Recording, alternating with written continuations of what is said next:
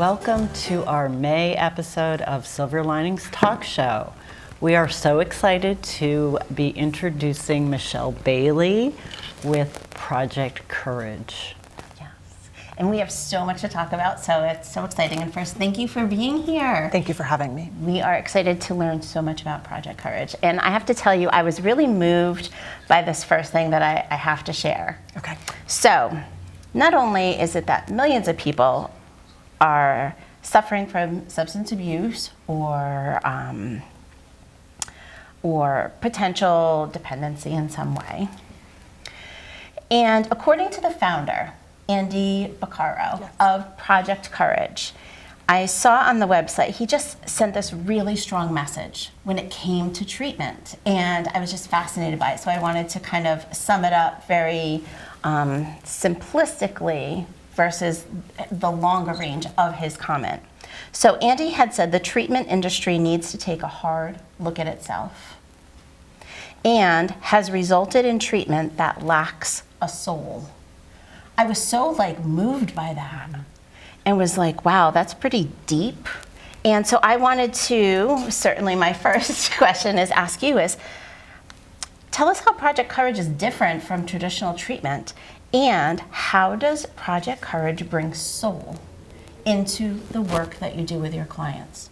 What makes Project Courage different and unique from traditional treatment?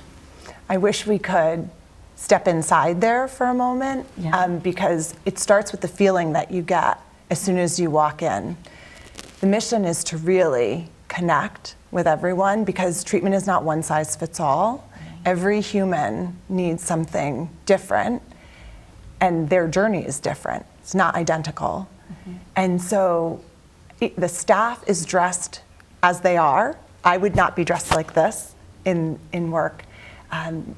Everyone's authentic, and we believe that when you're authentic, the connection is just that much easier. So as you move about, it's not uncommon that I'm in a sweatshirt, I'm wearing jeans, and we're all just very relatable by being true to ourselves. So it's the feeling that you get when you walk in, and when we survey clients, that's what stands out for them, is that they make real relationships with other clients, with the staff and the team. I can almost picture that it already puts people right at ease versus stepping into a place where everyone's in a three-piece suit, right? Yeah. And that's where the relatableness comes in and kind of puts people right at ease, because we're coming in already in a very vulnerable place. Right. Fear is at the heart of everything, and there's definitely a default response when people feel fear. So the staff is equally as encouraged to do their own work on their own journey. I have time during my day that I can meditate or do other things that are self-care related. It's encouraged, the entire team does it. So when you're in an environment that promotes that and encourages that, like-minded people, So we don't ask our clients to do anything that we're not doing. I go to therapy, I practice yoga and work out, I meditate. So I do things to help myself, and we encourage the clients to do the same. So to me, that's where the soul comes in. Yes. Not only are you bringing these types of really soulful activities to clients, but the fact that it is encouraged and really supported within a work environment for the staff to do the same. Very different and unique. Right. That is different. And every member of the staff cares for themselves differently. So what I do may not be relatable to you, but it might be to Lynn. And so people will naturally connect with someone on the team, if not multiple people, based on what they're interested in. That I love, because you said it right there. Not everyone's doing the same thing. And if you were to walk in and see these series of the same people, then it's like, okay, this isn't for me. But if it's a bunch of very different people, then you see a free flow, and you're like, okay, well, yeah, I could fit in because there's a place. There's there's a flow, so to speak. I think of it very much. The pun is is ironic, but like Cheers, everyone knows your name. So Yeah. I tend to be loud in the office. And so if you walked in, Lynn, with a lot of excitement and just genuine happy to see you, it's really important everyone's comfortable when they come in. Yeah. That's awesome. Now, I'd love to hear a little bit about how you, as I know you in one role of your life, ended up in the role of Chief Operating Officer of this amazing facility for adolescents. Yeah, it's interesting because I can't believe I got here. I have a master's in business administration, and I worked in corporate America for a while, and that wasn't for me. I went on, I did fitness. I knew I had a greater purpose. I went to meet with a headhunter, and she asked what I wanted to do, and I said, motivate adolescents with working out and movement. And she said, how are you going to do that? And I said, well, I don't know, but that's what I want. So I just put the intention out there. Out to the universe. I did, I put it out. And she had heard of Project Courage. Now, it's interesting, I think Project Courage is one of the best kept secrets in Old Saybrook, because I live in Clinton and I didn't even know that it existed. Well, we're bringing it out. Yeah, we are. But thanks to both of you for doing that. Yes. So I went on the website, I looked, I sent an email that I would be willing to volunteer. I didn't hear anything back. Their website happened to be under construction at that time. I didn't know that. But I'm teaching fitness classes in a gym. Someone approaches me and says, we're looking for a fitness instructor where I work. I think it's you. Oh. And I said, well, think where? it's you. She did, Christina Lyons. Cool. And I said, well, where do you work? And she said, Project Courage. And that was a month from when I had met with the headhunter. I phoned, and I started there just doing fitness and yoga. And then the journey there has been crazy. But yes, now I'm Chief Operations Officer. It's, yeah. That's awesome. Yeah. So And again, it's about how things align. Isn't it pretty amazing when the universe makes things happen, puts people in the right places? Well, even more ironic is I had worked there for a year before I started doing administration. And I had to go through a full interview in order to make that transition. And during the interview, Andy Boccaro looked at my application and asked for a personal reference. I listed my father. In that moment, he connected that my father was his clinician when he went in for treatment. And so we had almost come full circle. So talk about, yes. That's a meant to be moment. And Andy has helped me a lot with self-care and self-development, and so really just everything. And I've gotten to see my father and Andy reconnect during that process in time. So everything happens for. Effect is that's a perfect, beautiful story of the ripple or the trickle effect of your father being Andy's counselor to help him in recovery. Yes. And then you working at the place that Andy is doing to help so many others recover in whatever ways that looks like. And we brought in auricular acupuncture to help with detox and symptoms and things like that. My father facilitated the training for it. So it was just so cool to be present and have Andy and my dad in the same space. It was almost a little surreal. I'm sure it was. Yes, and they're both very important. I've worked there for 7 years, so Andy is very important to me, as is my dad, obviously. Oh, What a beautiful story. Thank you for sharing Thank you for that. asking. I got the chills. I know. I love that. That's like really amazing. And you kind of brought this up a little bit already, but I just love how your environment, like where you work, really supports you guys as staff to then be able to better and effectively work with the clients that you serve. Yeah, if we're asking people to be vulnerable and we can't be vulnerable ourselves, and we're encouraged to be vulnerable too with the clients. So if I'm having an off day, appropriately, but I can communicate that because everyone has moments. Absolutely. So, And I think it's just so important. yeah. Because there's an element also a little bit of just being real. For sure, for sure. And but within that context, you just mentioned, sometimes you're having an off day. Yeah. What are some of the unique challenges that you might have in this working environment with teenagers? Yeah, because you work with teens and adults. We do. So our youngest client is 14 and our oldest is 72. Oh, okay. So Yep. it is the gamut. You never know what to expect in the day because people show up as they are. Right. Some days, my favorite part of what I do is the direct care with the client. So I do run groups and interact with them. And that reminds me of why I do what I do. There's a lot of fulfillment there, but that's not to say it's not without challenge some days. Running a group can be very smooth or Can have a lot of heaviness. yes, it can. It can. And people are going through very real things and experiencing that with them and feeling energy. You pick up on energy. So I would say that showing up every day and just, you don't know. You roll with whatever comes along. And that is so true. It's a really great life skill. I get to sharpen it. So what are some of those very unique challenges that you guys see with teenagers? And we had talked a little bit about this, and one of the things that came up was like how teens are, and very young adults, they're at school, they're partying, they're in high school and they're going to parties and they're drinking and they're trying things, and it seems so quote unquote normal and to be expected. You really hit the nail on the head.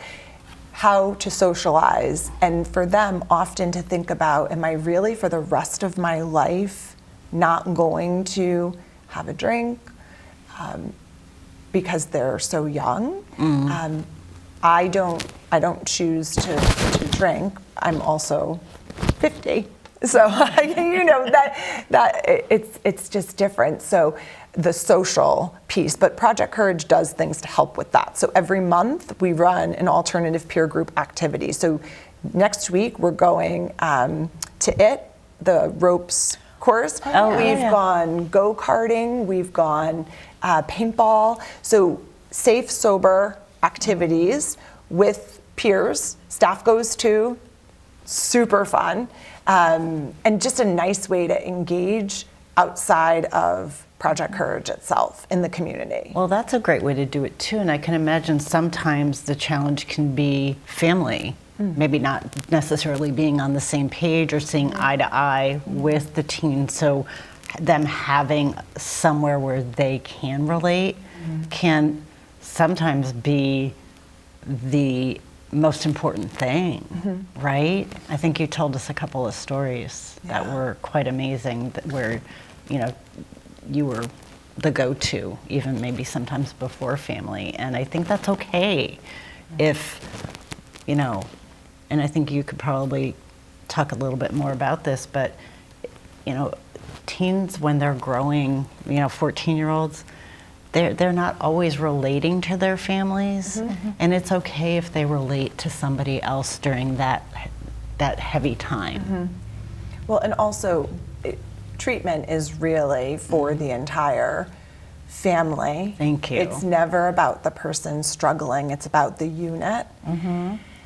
And that's really hard. So if they're doing work on themselves, but the environment remains the same, they're triggered in the same way. It really is. We find that for clients that have family engagement, their success and their ability to remain abstinent, if that's what they're choosing, just goes up because they're receiving the support.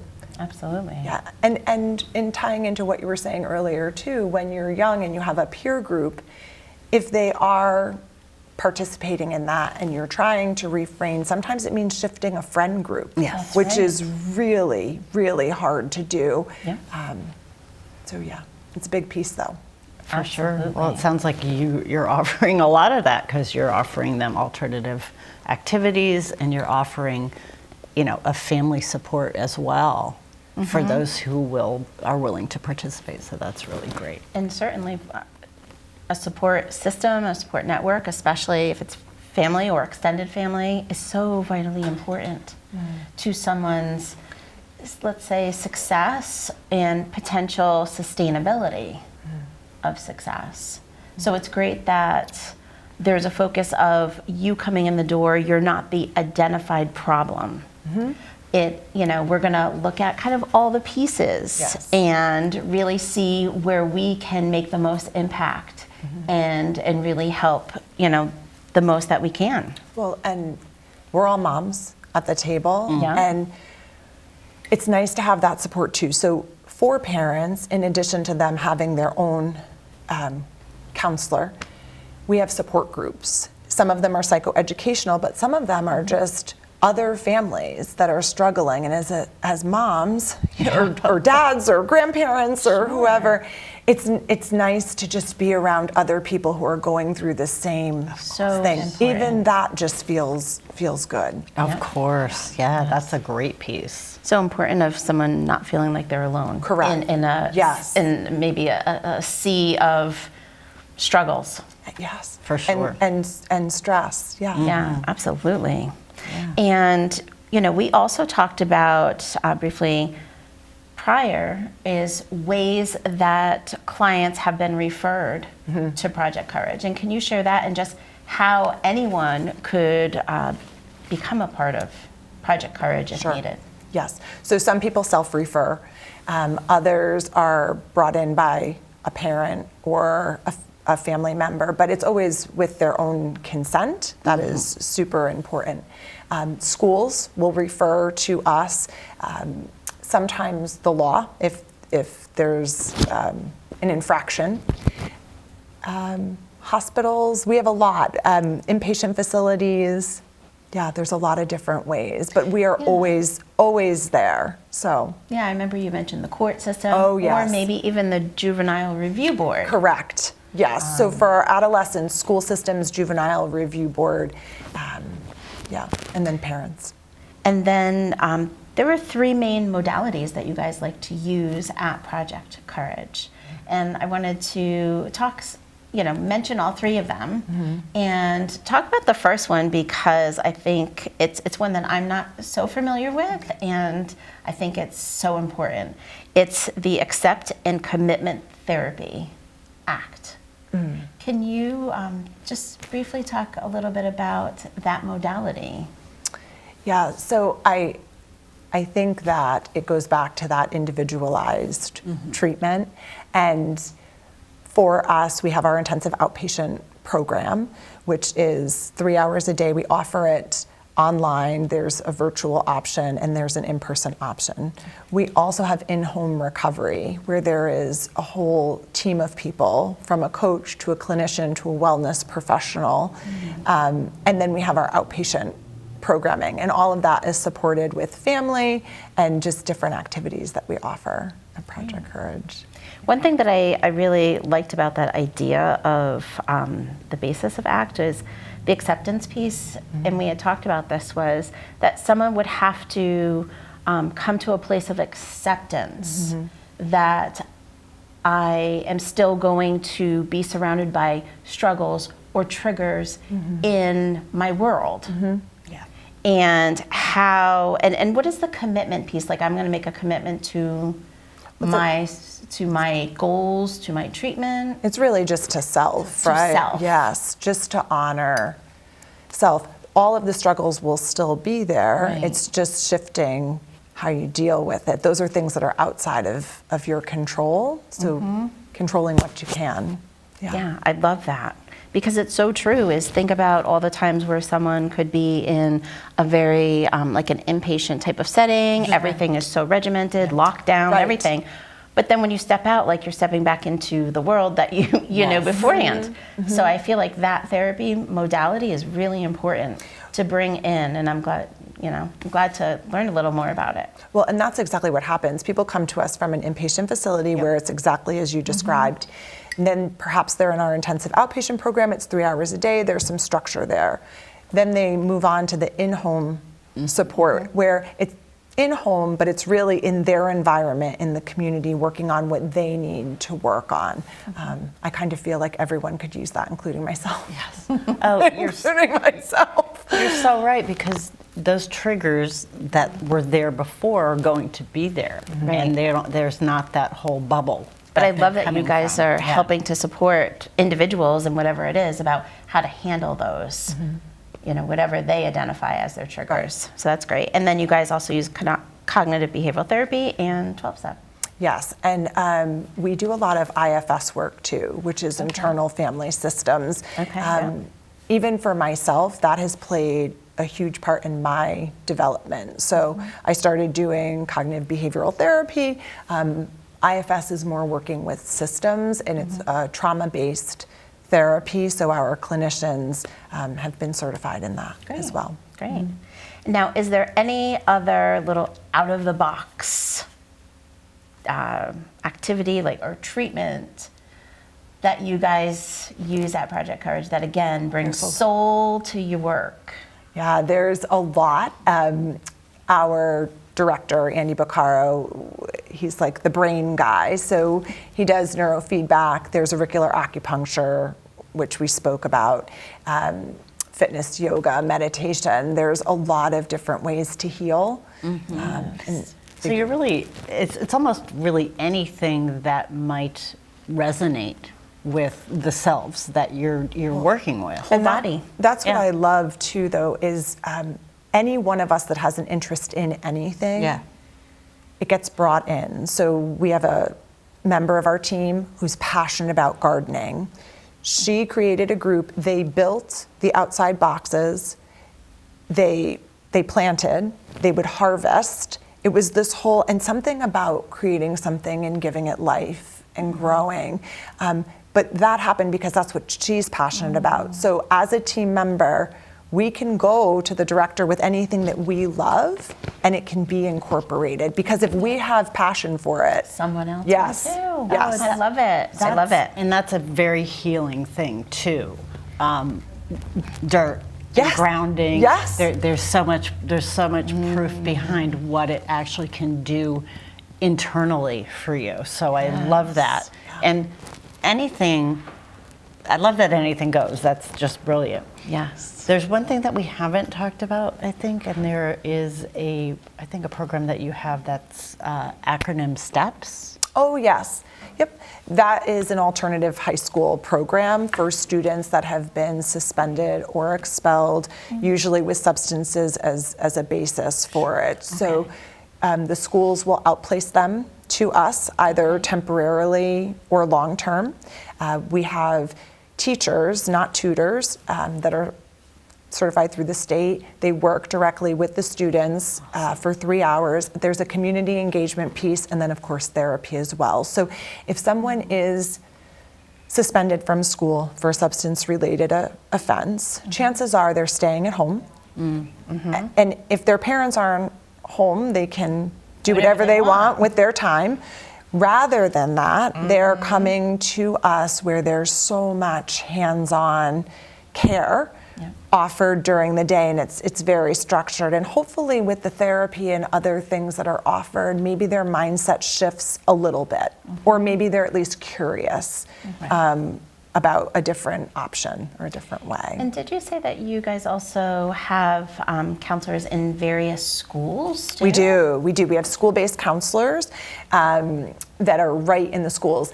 It's for prevention and intervention. Teachers can refer them if critical markers are off, if they've switched peer groups, if their grades drop, if they're all of a sudden tardy or absent to class.